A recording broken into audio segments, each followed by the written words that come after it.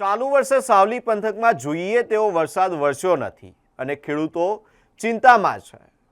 ત્યારે ગોઠડા ખાતે આવેલા સખી મંડળની બહેનો દ્વારા વરુણ દેવને રીઝવવા માટે પરંપરાગત મેહુલીઓનું આયોજન કરવામાં આવ્યું। ગુજરાતના અનેક વિસ્તારોમાં સારો વરસાદ નોંધાયો છે, પરંતુ મધ્ય ગુજરાતના કેટલાક વિસ્તારોમાં હજુ પણ વરસાદની ભારે અછત જોવા મળી રહી છે। વરસાદના અભાવે ખેડૂતોના પાક સુકાઈ જવાની ભીતિ ઊભી થઈ છે અને ડાંગર સહિતના પાકોને નુકસાન થવાની આશંકા વધી રહી છે।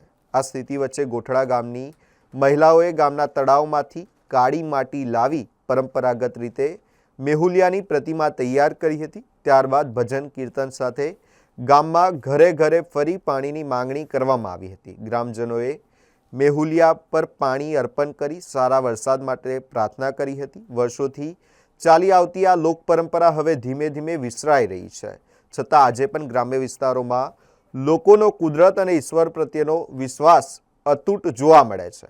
ગામની મહિલાઓએ આશા વ્યક્ત કરી હતી કે વરુણ દેવ પ્રસન્ન થશે અને ખેડૂતોને રાહત આપતો સારો વરસાદ જોવા મળશે। અત્યારે પાણીની બહુ જરૂર છે અને દરું લેવાય છે બધું। હવે બધું કારણ કે વરસાદ ના આવે તો અમારે તો બિલકુલ બગડી જાય।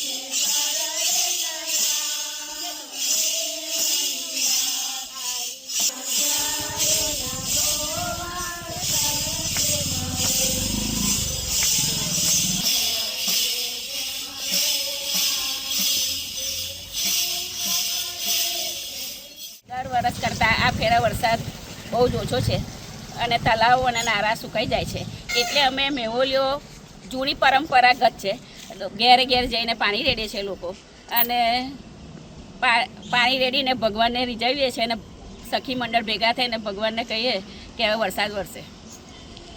શું નામ આપનું? સખી મંડળ।